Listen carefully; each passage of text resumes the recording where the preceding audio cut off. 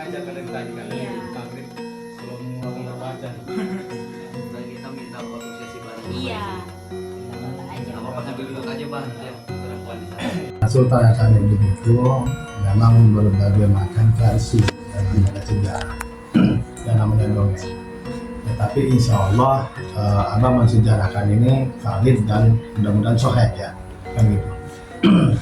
Karena sejarah ini pun juga tidak sembarangan ataupun juga memberi keterangan ke orang lain, karena boleh dikatakan ada sesuatu rahasia pribadi gitu tuh. Rahasia pribadi artinya sejarah ini biar abah aja yang tahu sama keluarga sendiri kan gitu, yang lain jangan kan gitu Iya, ya, Pak. kan gitu. Karena yang lain-lain kan udah pada sejarah itu kan gitu, ada di buku, ada di Google segala macam. Ternyata ada bedanya Iya, dengan apa simpang gitu. siur ya. Nah, sejarah Sultan Hasanuddin itu kan asal usulnya itu kan di Banten itu kan yaitu Syarif Itulah. Hidayatullah Cirebon ya, Iya. itu mengislamkan pucuk umum Tum. yang ada di atas Pulasari. ya, di Baduy. Nah, pada waktu itu akhirnya pucuk umum itu diislamkan, namun dia tetap tidak mau masuk Islam. Islam. Mengajak perang kan gitu. Kalau seandainya barang siapa yang kalah itu yang mau manut agamanya kan begitu. Nah, terjadilah itu cekcok dan perang dan ngadu kesaksian segala macam gitu ya. Singkatnya cerita, akhirnya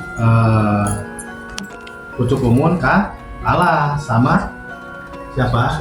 Sama Sultan. Sama siapa apa? Pucuk umum kalah sama Syarif Hidayatullah. Belum ada, ini malah Iya. Sultan Hasanuddin belum ada, belum lahir ya. Belum lahir.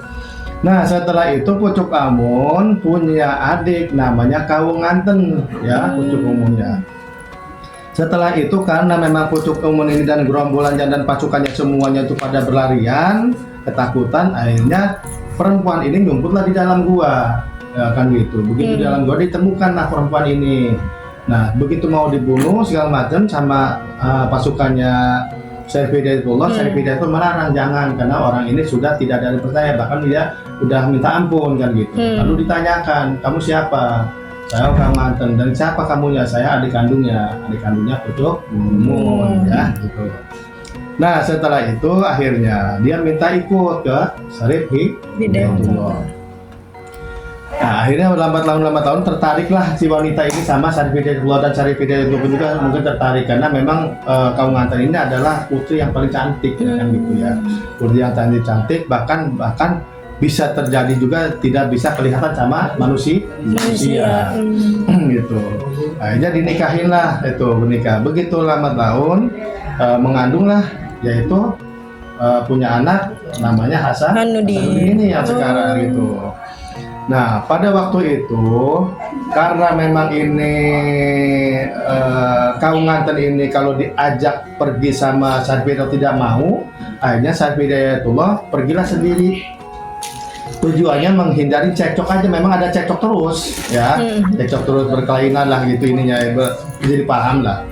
Akhirnya untuk menghindari cekcok sama istrinya Kawunganten ini, Syarif Hidayatullah berangkatlah ke Cirebon di sana. Begitu di Cirebon itu sebenarnya tidak mau mukim di sana. Ternyata begitu datang sampai ke sana, ke Cirebon ke sana, ternyata di sana Syarif Hidayatullah diinginkan oleh masyarakat Cirebon supaya ada di situ, kan gitu.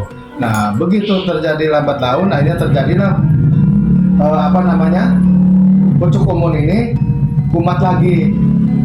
Ternyata membawa pasukan lagi, kan gitu. Bahkan menduduki tanah Banten lagi, karena tanah Bantennya waktu itu tidak ditempatin oleh Syarif Hidayatullah.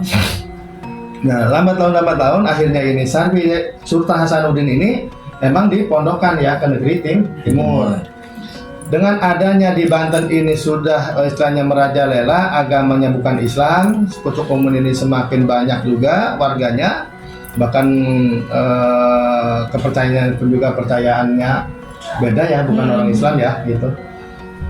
Nah, dari situ akhirnya Pucuk Umum ngajak perang lagi sama Syarif Hidayatullah karena sudah banyak pasukannya, kan gitu. Akhirnya Pucuk Umum bermusyawarah dengan para wali songo bagaimana untuk melawan ini. Saran dari para wali ini akhirnya, wahai Syarif Hidayatullah, lebih baik jangan kamu yang melawan untuk si Pucuk Umun, lebih baik anak kami, yaitu Hasanuddin, kan gitu. Lalu Hasanuddin akhirnya dipanggil lah, ini singkat aja ya. Iya. Nah itu dipanggil, akhirnya suruh pulang. Begitu pulang, ada apa Pak? Gitu. Sesungguhnya di Banten di sana, di tempat kamu, tempat kelahiran kamu, kan gitu, telah dikuasai oleh kakek kamu. Apa larinya? Hah? Jadi ibunya ini kan adiknya Pucuk Umun. Kalau Sultan Hasanuddin manggil ke sananya apa? Hah? Kalau Banten namanya itu Bapak Gede. Gede. Ya, Bapak Kolot, Bapak Gede, gitu, atau Bapue, ya, gitu. Tapi kalau mamanya bahasa Indonesia apa itu? Kakek. Kakek ya, Iya, kakek. Tua tahu apa ya, kayak gitu ya. Nah dari situ, nah setelah itu akhirnya ketemulah apa namanya Sultan Hasanuddin ini sama Pucuk Umun ini. Menyadarkan, tetapi Pucuk Umun tidak mau sadar, tidak mau masuk Islam. Akhirnya di situ Sultan Hasanuddin terjadilah ngajak perang juga kan. Akhirnya Pucuk Umun tidak mau. Hai cucu saya, kamu itu cucu saya sangat berani sama kamu. Begini aja kalau mau perang, gak usah ngadu fisik, karena ngadu fisik pasti bingung. Kalau seandainya kamu membunuh saya mati, kamu dapat dosa. Kalau saya membunuh kamu, saya juga tidak tega, karena kamu kecil dan juga saya yang ngomong, kan begitu. Nah akhirnya ngadulah ilmu, itu ngadu ilmu. Kalau yang kalah berarti masuk agamanya. Iya. Nah akhirnya Sultan Hasanuddin pulang ke orang tuanya bahwasanya Pucuk Umun telah ngadu kesaktian cara ininya, karena ini taruhannya agama. Nah setelah itu akhirnya Sultan Hasanuddin menyuruh ke Sultan Hasanuddin, ke anaknya, anakku, mintalah kamu doa restu kepada paman kamu, yaitu Kian Santang, ya, Kian Santang, karena itu pamannya ya, gitu. Karena Kian Santang sama Roro Santang ya. Iya. Jadi Roro Santang ini punya anak namanya Syarif Hidayatullah, kan gitu ya. Dan anaknya Prabu Siliwangi ya. Iya. Nah dari situ akhirnya lanjut ya. Iya. Dari situ minta doa restu sama Kian Santang. Begitu doa restu, ya dikasihlah istilahnya amalan ilmu segala macam. Lalu pergilah ke Banten. Begitu ke Banten mulailah yaitu ngadu ilmu. Nah ngadu ilmu itu berbagai macam cara ya gitu. Yang pertama itu memang ngadu ilmu itu begitu ini dari pohonan. Pohonan itu pohonan beringin. Pucuk Umun bisa merontokkan pohonan dari jarak jauh, rontok semua itu, rontok sampai pucuk-pucuknya itu rontok, gitu. Karena disaksikan oleh umat-umat itu kan. Jadi sehingga umat-umat hebatlah, Pucuk Umun hebat kan begitu. Akhirnya Sultan Hasanuddin tidak mau kalah. Akhirnya begitu bagi Sultan Hasanuddin yang sudah jatuh dikembalikan lagi, bisa nempel lagi. Nah kira-kira menang mana? Yang rontokin sama nempel lagi. Gitu.